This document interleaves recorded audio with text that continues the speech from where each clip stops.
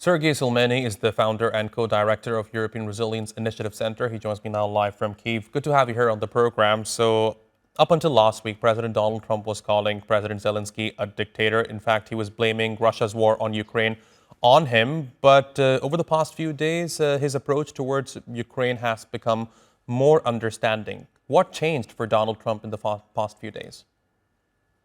Well, nobody can answer this question. Nobody knows because Donald Trump obviously changed his mind pretty fast and tests all possible options which are on the table.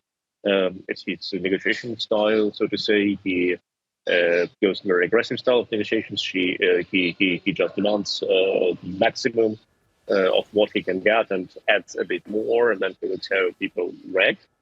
So we can see that when he was asked, President Trump recently, why did he call President Zelenskyy a dictator? And Donald Trump answered, "Oh, I have felt it. No, that has never happened," despite the fact that he has, of course, many times.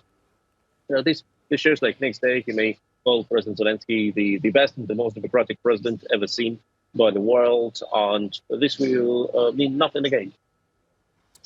Now, Sergey, of course, you have been closely following the developments out of Kyiv, and I understand the meeting between Donald Trump and President Zelenskyy today is going to be a negotiation over a deal. Tell me, what do you think are President Zelenskyy's cards here?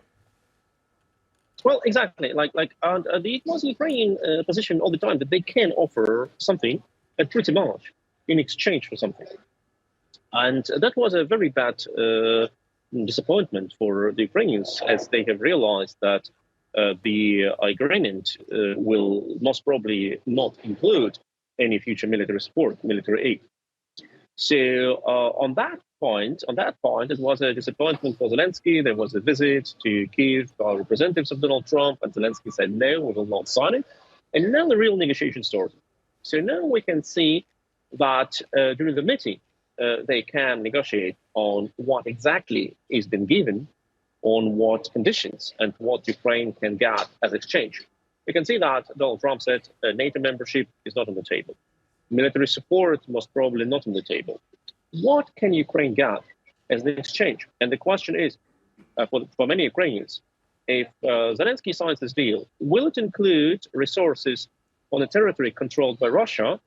And can the US access these resources before Ukraine gets control over these territories? Because many in Ukraine say, right, look, if we sign a deal which allows the Americans to mine resources on a territory which is now controlled by Russia, right, but without explicitly demanding that these territories will be under Ukraine's control, then Putin can say, look, Donald, we have these resources. You have signed a deal with Ukrainians. You may mine it.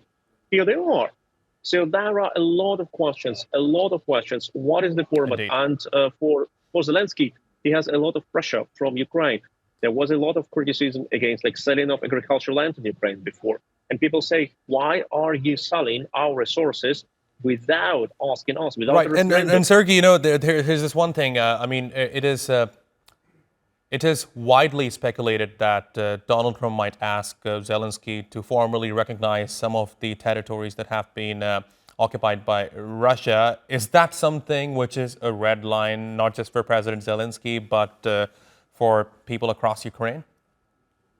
That is definitely a red line, but moreover, it would make this agreement illegal from the Ukrainian legal point of view, because the president, Zelenskyy or Poroshenko or else, does not have such right to accept secession of territory by another force.